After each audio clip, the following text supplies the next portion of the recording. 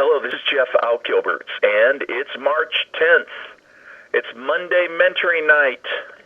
And if you are listening to this on the other side of the world, it's probably Tuesday mentoring for you, or any other time if you're hearing it in our library audio or audio library section in the back office. We want to welcome all of you to this call. And, last week we talked a little bit. We were focusing, matter of fact, the last few weeks, more about you. How important you, the you factor. We always say that transfer factor is the greatest thing for life. And I've always know the greatest thing for life is the you factor. You. People are what makes it happen. Otherwise, those bottles will be just sitting in a factory in shipping, just sitting there. They'd never leave. What makes those bottles leave in every product is the fact that you leaders, you great leaders, are building organizations around the world. That's what's making it happen. So it always comes back to you, doesn't it? But then we talked about going from you to we, or going from me to we, I should say. I'll personalize it. Going from me to we, and going from, I guess that's the way you would say that. In other words, after we have worked so hard on ourselves, and we never graduate, right? Because leadership is it's just a forever process of growth. And if we're not growing, we're dying. And that's so important to realize, is that we never graduate. You see these people and they get really proud of themselves. Oh, I'm a PhD of this, a PhD of that. Yeah, but what are you growing with today? You have to be growing. Your knowledge has to be expanding. We never get to a point and say, well, we're done. And when you look at the greatest leaders, these are also the greatest students. Leaders are readers. Matter of fact, I was having a conversation recently with a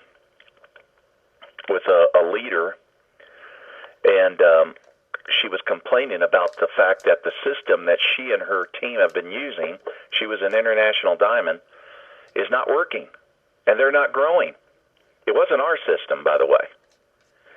And but I found out that she was enrolled in our system. And I asked her, I said, well, she says, well, we've got to do something. We've got to make a course correction here.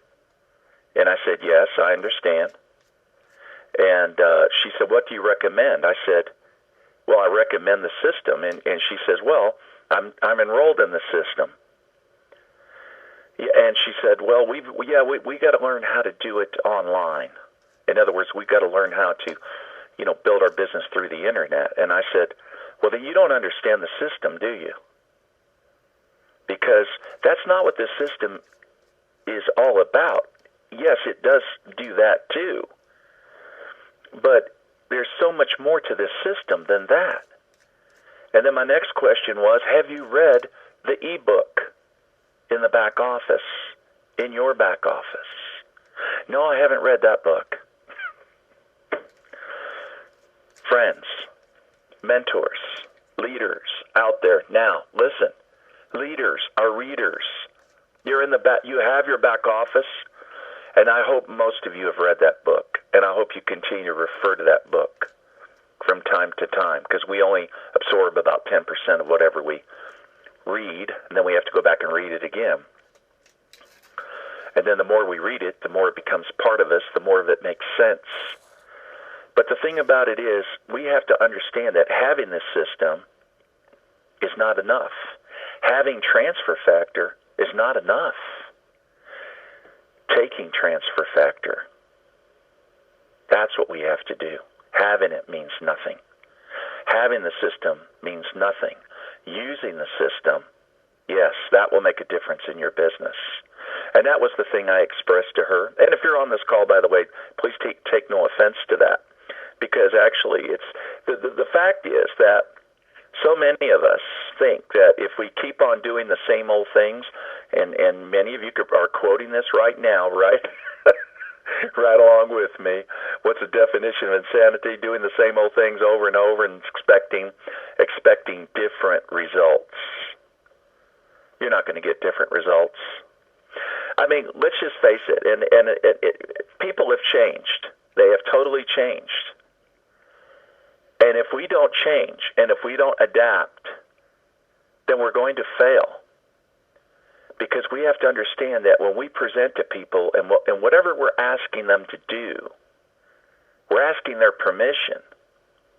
The permission for us to present, and in this case through the system, email them a URL link and they view a video, and then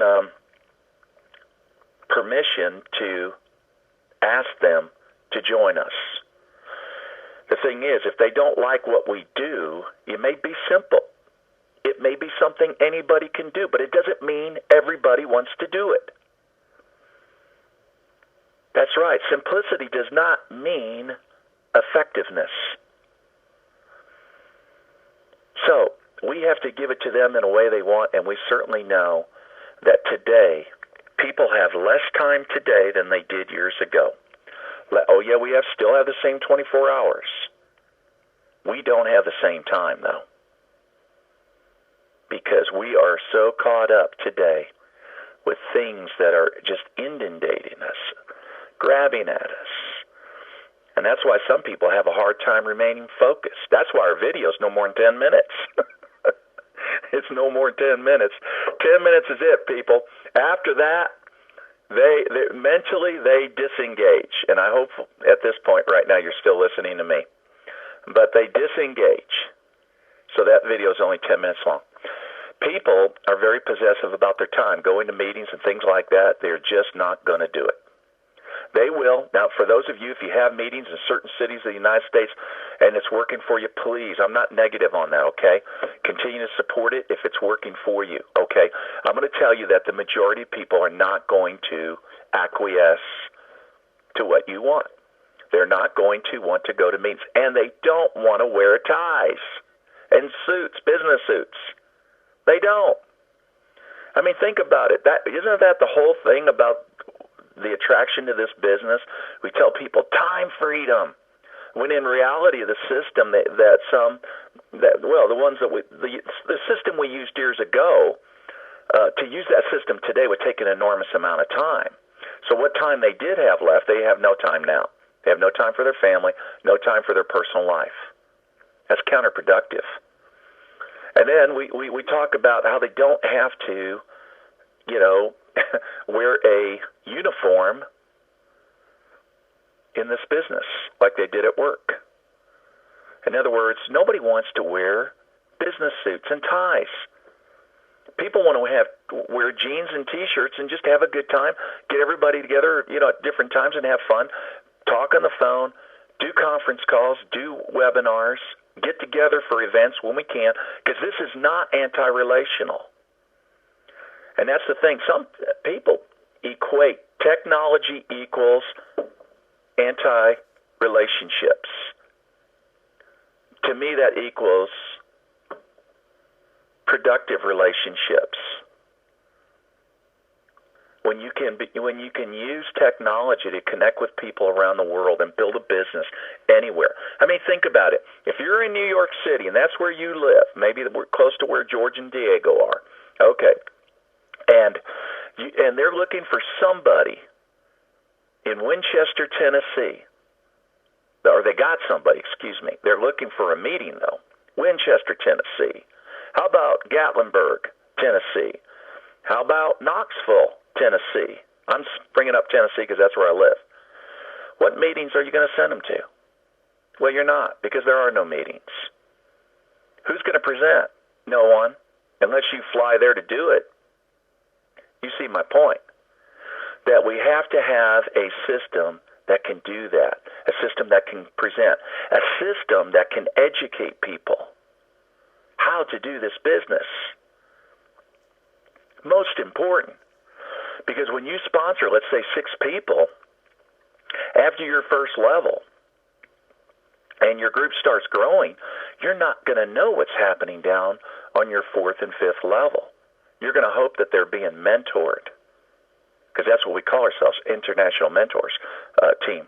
You're going to hope they're being mentored with the right concepts, that they know the 10 steps of duplication in the ebook. And if they don't, then that's just a recipe for cancer, because that's what cancer is. When the DNA is not being duplicated, then cancer sets in. When the DNA of the organization is not being duplicated, cancer in the organization sets in. And that's the end of it. And then we look at our reports and say, oh my God, what happened to the volume? Well, so I brought that up again tonight because, again, just in talking to a leader that is enrolled in the system but not using it, does not even understand the system yet. And, but the thing about it is it's not anti-relational. The relationship of this business depends on you. This is simply a tool. That's all it is. We have it in English. We have it in Spanish. We have it in Portuguese. We have it in Korean. Very soon Tagalog for the Philippines. And then other language soon. But it's up to you. Once you establish that contact, it's up to you to build that business. And while we're on that subject, and I want to focus on that, investing in relationships. Even in Facebook, if you find somebody who's not a total stranger that you might have met, how do you take that from a cold relationship, if you can permit the word, to a warm relationship? And especially with the intent that you want to present the business to them. Sometimes it's not good just to throw it right in their face. Sometimes what we have to do is start off with developing a relationship, the very thing that we're accused of not doing, when in fact it is everything that we do. And how would we do that in Facebook? Well, you know that button on their Facebook page that says About? That means about that person. Click on it. And what's that going to tell you back there about that person? It's going to tell you several things. It's going to tell you their likes and their dislikes. It'll tell you the books they read. It's going to tell you if they subscribe to any organization. Some of them could be network marketing. It's going to tell you about the music that they listen to, maybe the places that they've gone, sports teams. I'm just scanning through it right now. Everything that you want to know, their likes. And, so the thing about it is, when you see similarities there and you can give them comments on what you think about those things, that's when you start to build a relationship. You're going from an unknown person to now being known by them, known for that you have things in common. And also, there's ways to give thumbs up to comments that they make, even photos that they have, comments about their children, maybe their family, maybe places that they've traveled to. The thing about it is, what we're trying to do is build a relationship. And is it good to do that with total strangers? Absolutely. As a matter of fact, everybody I recruited in this business in For Life was a total stranger to me. Now, if you're somebody that just joined us, and then this is great, because then you're going to be able to go to your warm market and be able to prospect them using our methods and using the system. But even at that, for those of you that have been in For Life for some time, I just made that comment about Facebook because there's, I see people doing it wrong. They go in there and they just want to, just message them the URL to our presentation video and then just hope that they'll join. Well, it doesn't just work that way, okay? We do have to develop some kind of relationship. I'm not saying it has to go on for months or years. I'm saying that you need to start somewhere on some kind of footing with that person. But in doing so, what you're really doing is investing in your relationship with that person. You're really making deposits. And that's really what it's all about. If you want relationships to thrive, you got to invest in them. You got to be a giver, not a taker. It can't be about me. I'm talking about if I'm, trying to develop a relationship with an individual, I got to get my mind off myself and get it on that person, who that person is. So, you look at it like this way. Look at it like going to a bank.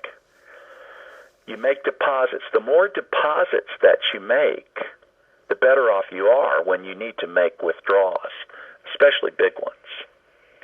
And I'll talk about withdrawals in a minute, but I want to talk about, just keep that illustration in mind, about making deposits with people.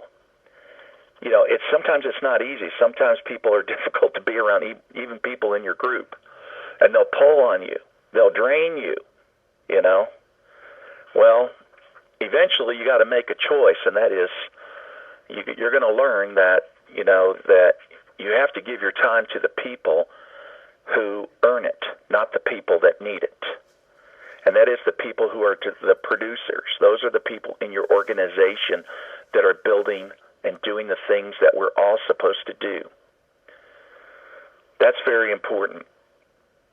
So eventually, sometimes you have to withdraw from people like that, get away from them and get around people that are going to be productive, or just don't give them your time. You'll be polite, but you just won't have time for people that just are non-productive. Keep in mind, difficult people don't make positive deposits. They're too busy making withdrawals. And that is, they're not contributing to you at all. If anything, they're taking from you. And you really don't have time for it. The one thing I was told a long time ago is that, we pass negatives down. Oh, excuse me. Strike that. I'm sorry. We pass positives down and negatives up. We pass positives down and negatives up. That is, we pass positive, thoughts, comments, advice, direction, anything that we say to our downline, we pass positive things down. And if it's negative, we send it up. Not that we bother our upline, not that we just want to nag on them, because then we're making withdrawals and they don't want to deal with us, right? But we're talking about when they have challenges, things that are things that they're facing. There's a difference between, someone who's negative and then somebody who has a issue that's negative. Maybe it's in their business. Maybe they need something fixed. I can remember a long time ago when, I say a long time ago, time flies, but I can remember when I lived on the island of Guam, and I was flying out from the island, working different countries, but Sherry Din in Malaysia, she was having, that was when the company opened there, and there were so many different problems, and Sherry's a very driven woman, incredible leader, but she had a lot of issues, and to the point that she asked me to, she knew I was going to make a trip to the United States, and she asked me to stop by Utah, fly into Utah to meet with the company, and then she emailed me over everything, issue 1, issue 2, issue 3, history, everything. So I was able to go into that conference room with Steve too, and some of the other corporate people, and then go over it, because there was a lot of misinformation. And it was a very productive meeting in that we got everything cleared up. And it ended up being, a good thing. That's an example of,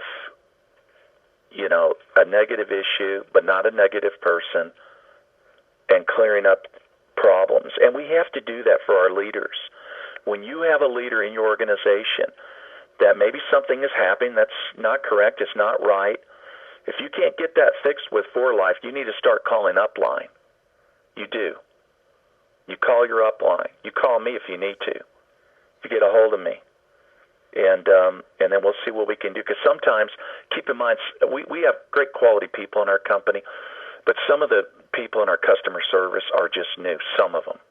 And it might be a person that person's trying to work with, and it's just not happening.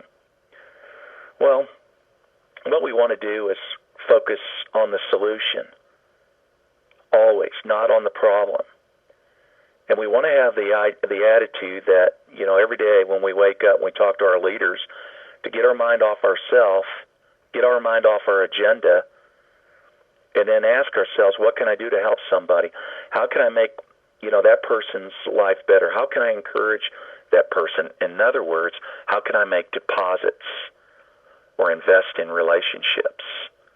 It's so important, my friends. How do we make that deposit on a daily basis? Simple things, call your leaders. How are you doing today? George, I really value you as a leader. You're really making it happen, George. I see you out there working hard. I see you doing what you're supposed to be doing. You're taking the lead. Boy, you're an incredible example, George. See, comments like that make a big difference with people. Acts of kindness, they build trust. Even when you're going out in public, just simply smiling at people, acknowledging them, being friendly, being pleasant, shaking their hands, how are you doing, looking at them in the eyes, making it genuine, that they really feel it. Those are ways we make deposits. Again, other ways we make deposits are what I just said, fighting for your downline. Fighting for your downline. When there's a problem, you step up. They never forget you when you do that, by the way. They never forget you. Well, what about withdrawals? Well, we make withdrawals when we go through selfish behavior, when we're only thinking about ourselves. I can remember a time there was a leader, an international diamond. He had a lady that, or a frontline leader, actually. That frontline leader had a prospect, and that prospect had network marketing experience. She was an experienced networker, and she was going to join us. And so he called me to get me on the phone and do a three-way call, and I did. Keep in mind, this lady would be on a second level, right? And I remember on the phone call just listening to him, he was telling her everything she needed to do.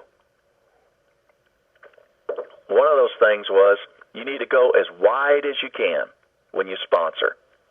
Go as wide as you can. And I knew what he was doing because he wasn't much of a sponsor himself. He didn't set the example to his team in presenting and recruiting. He just wanted to sit in the background and then tell everybody what to do. Well, the lady could see what he was doing. He wanted to manipulate her. She didn't like it. She called me back and said, listen, I don't ever want to talk to that guy again. Yep. See, he had his agenda, and he didn't have any deposits with her, right? Because he didn't have any kind of relationship. He had done no kind deeds for this leader, and yet he was already making withdrawals. Well, in that kind of situation, he's never going to have a relationship. He just burned a bridge. Matter of fact, she decided not to join because of that. Not a good thing. And that was terrible because that frontline distributor to him said, you know what, I thought my sponsor was going to take care of me, and he only had his agenda in mind. The thing is, that the problem in many of our relationships is that our accounts are overdrawn, and that's what we see. When some people try to go out and recruit people in the for life, if they haven't made enough of those deposits and they ask them to join, it's not going to happen. It's not going to happen. And that's the thing we have to always keep in mind, is that we have to, on a daily basis, contribute. That is, we are a giver, we're not a taker. Most people out there are takers. Well, some of the other things that I was thinking about is that how important it is to invest in growing our leaders. And the way that we can do that, and as I mentioned earlier, saying positive, upbuilding things to them, and making sure that when we got to help them grow, when we got to give them direction, if we've made enough of those deposits, they're going to be inclined to listen to our direction and to our advice. But if they see us as a negative person, as a person that's always critical, in other words, we're always trying to make withdrawals, You need to do this. You need to do that. Hey, I've made the mistake. I can remember many years ago, one of my best, greatest leaders. I can remember when we were getting started, I was doing that, like being a boss. And she told me, she just cut me off and said, listen, Jeff, I got out of my job and came into this because I didn't want a boss, so you're not going to be my boss. She set me straight. You know what? I learned a good lesson from that, and I never repeated that mistake again. But when we have to do that, one of the best things to do when we need to share constructive criticism, not destructive criticism, is always preface it, begin it with compliments to what they're doing right. And then we can say, hey, you know what, something I've noticed that maybe you could do that might help you. I'm not sure, but I'll just share this with you, blah, blah, blah. Then they're much more open. You can grow your leaders that way. That's a way to invest in your leaders and to grow your leaders. And then sometimes when that leader has proven themselves, and this question comes up from time to time, should I sponsor under my people? In the beginning, I say, no, don't do that, because in the beginning, you need to sponsor so many across. I can't give you a fixed number because, again, if most of your frontline are customers, then that doesn't count. It helps in terms of your 3-level volume, but now you have not established any drivers. You have not established any leaders that's going to drive the business. So, keep in mind, I sponsored 72 my first 2 years. After that, I didn't sponsor anymore. Now I sponsored through my people when they asked me, my leaders. So, but I can remember when I had a leader that was coming in, and he was going to bring a team with him. I can remember when I put that leader under one of my existing leaders. But she had already proven herself very well. And so it was such a morale boost to her when I did it. But it was also good for me. Because, as we all know, we build either 2 or 3 teams in for life, to qualify for, get the maximum out of our compensation plan. So that's something that you can do when a person has proven themselves. So you invest in your leaders in terms of building them up. And then second, you can also sponsor under them after they've proven themselves. So keep that in mind. It's okay to do that, but I don't recommend it in the beginning. Just remember, when you get on the phone with your leaders and you talk to them, always be encouraging. You heard me say it before about the first 30 seconds. You should always say something positive to that person when you begin a conversation, something good. I'm not saying flatter them. I'm not saying lie. I'm saying truly look for something good. Make a comment about it, on what they're doing. Because that first 30 seconds of that conversation is going to determine what's going to be said in that next hour. The thing about it is, if we make enough deposits, then when the storms come, and they do come in relationships, sometimes that you might say something or they may say something and words are exchanged. If you've made enough deposits, you're going to get over it, kiss one another, or shake hands, and you're going to say you're going to be friends from that point forward. You heard me say earlier and talk earlier about being a stand-up person. I want to emphasize that again with your leaders. It's so important. It's so important that you do that. I want to just share a story that I enjoyed reading. It had to do with General Colin Powell when he worked for Ronald Reagan, President Ronald Reagan. It was a story when he and some of the cabinet makers had come up with a new policy that they were excited about, and they wanted to share it with President Reagan. it was really General Powell's idea, and he felt very strongly about it. Well, President Reagan listened to him. He wasn't convinced, and he actually argued some of the points. But finally, he agreed to go with it, and he accepted this new policy. Unfortunately, it was a big mistake, and it totally failed and created a huge mess. And at the press conference, Reagan, when he was questioned what went wrong, and he was sort of being grilled by the press, one of the press reporters finally asked him directly, said, "President Reagan, tell us, was this new policy your idea?" And without hesitation, President Reagan said, "I take full responsibility for it." And he looked over at General Powell, and Powell just looked at him with tears in his eyes. President Reagan just made a huge deposit into General Powell's account. As a matter of fact, General Powell, when he was leaving the room, he told one of the cabinet makers, "I will do anything for that man." Think about it. I will do anything for that man. I can tell you on another occasion in my lifetime when one of my leaders had made a big mistake. She made a big mistake, International Diamond, and it was a serious violation of our policies that could get her terminated. But I also knew at the same time that leader was going through a really tough time in her life. Her husband had deserted her, left her. She was in a big mess emotionally, and I knew that's really what caused the whole mess. She made a bad judgment call.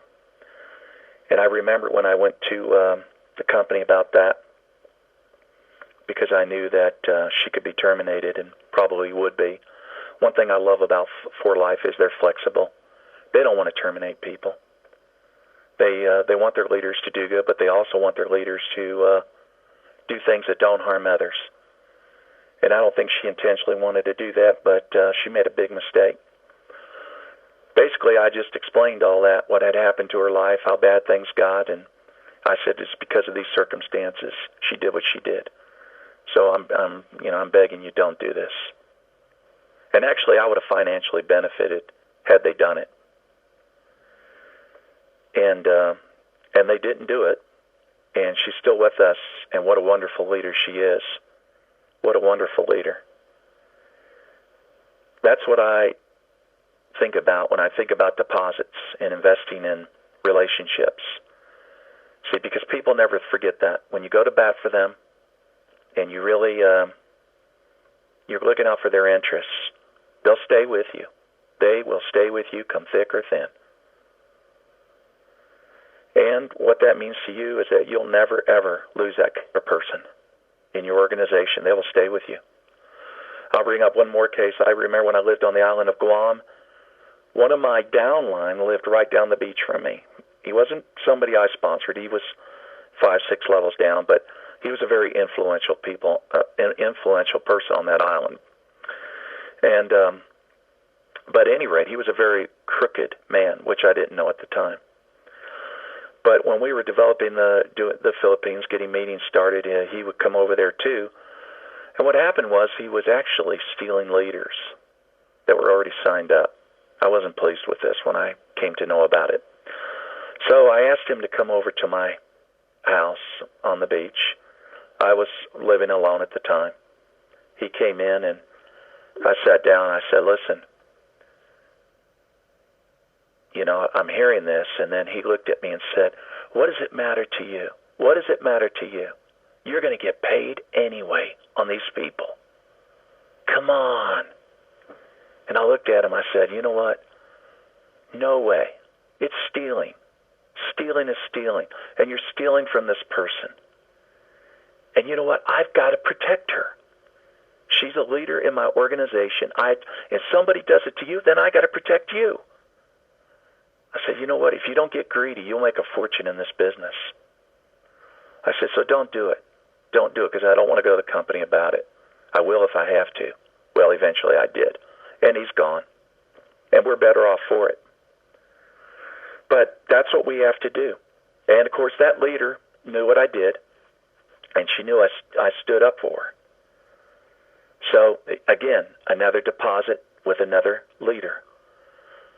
That's really what you have to do, my friends, is get in the habit of sowing good things in people's lives.